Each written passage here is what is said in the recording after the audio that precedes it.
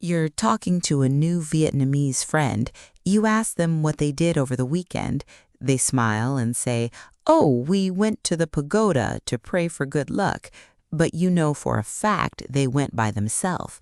Or your colleague tells you, "We think the new design needs more color," when they are the only one presenting the idea. You might think it's a simple translation error, a slip of the tongue, but it happens again and again. This isn't a mistake, it's a key, a quiet code that unlocks a completely different way of seeing the world. And once you understand it, you'll never see Vietnam the same way again. Imagine sitting down for a bowl of pho. The owner, a friendly auntie, comes over to your table. You're the only customer there, but she asks, "What are we eating today?" Later, you're at a shop and the young cashier hands you your change, saying, "Here we are," as if it were a team effort.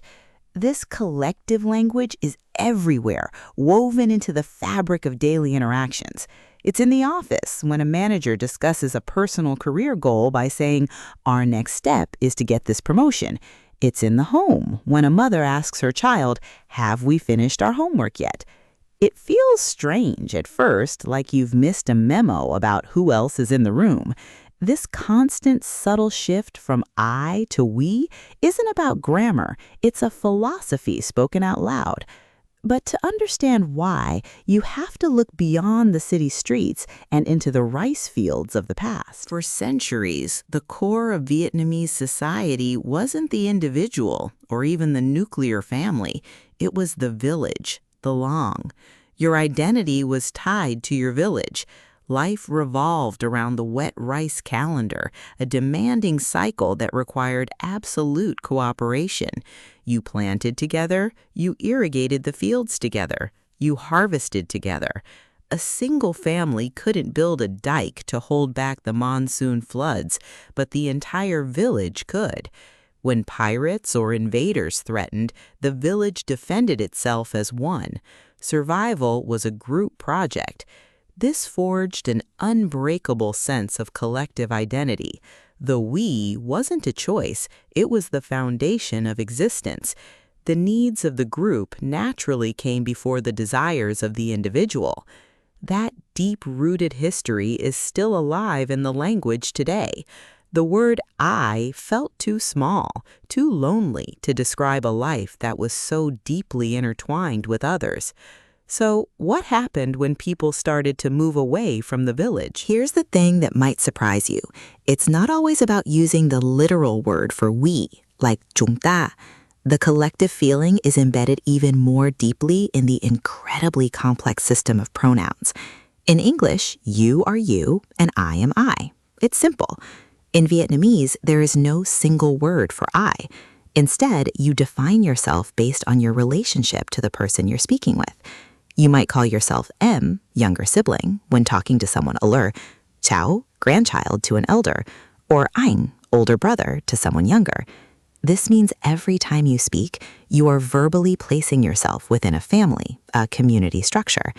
You are constantly reminded of your role, your age, and your connection to others.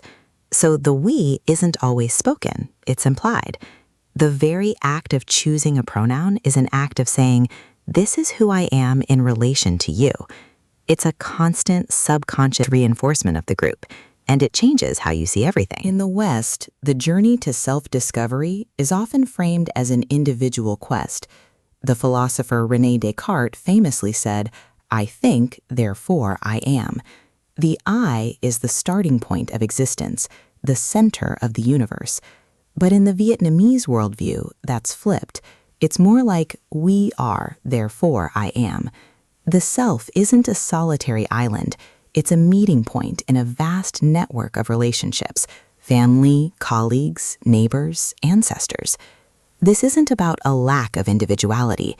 It's about a relational individuality. Your uniqueness is found not in how you stand apart, but in how you fit together.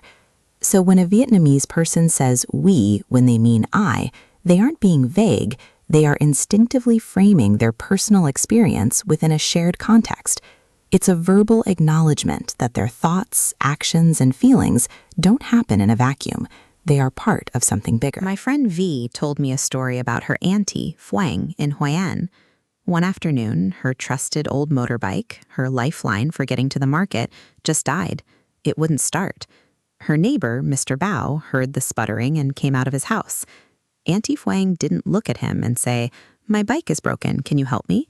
Instead, with a sigh, she said, "Chu Baowai, we have a problem with the bike." By saying we, she wasn't just stating a fact. She was extending an invitation into her world. Mr. Bao immediately understood. He didn't see it as her problem that he was being asked to solve. He saw it as their problem. He nodded seriously and said, "Okay, let's have a look and see what we can do." In that small exchange, a personal crisis instantly became a shared challenge. The we wasn't just a word, it was a bridge between two people. This collective mindset echoes through modern Vietnam in ways you might not expect. In the workplace, credit for a great idea is often deflected to the team. A star employee might say, "We worked hard on this project," even if they did most of the work. It's a way of maintaining group harmony and showing humility. At a family gathering, a student who wins a scholarship will hear their parents announce, "We are so proud, our family has a new scholar." The achievement isn't just personal, it's a collective victory that brings honor to the entire family unit. This creates an incredible safety net. Your triumphs are our triumphs, and your struggles are our struggles. Of course, it can also create immense pressure to conform and meet group expectations, but this invisible thread of we-ness is the source of Vietnam's famous resilience, a social strength that has helped people weather storms, both literal and metaphorical, for generations. So the next time you hear a Vietnamese person use we when they mean I, you'll know it's not a mistake. It's a worldview. It's a small, powerful reminder that in this culture, you are never truly alone. Your story is never just your own. It's woven into the larger story of your family, your community, your people. It's a philosophy that suggests the self is found not in isolation, but in connection. In Vietnam, I is a single beautiful note. A we is the whole song. If this made you see things a little differently, consider subscribing for more stories from That's So Vietnamese.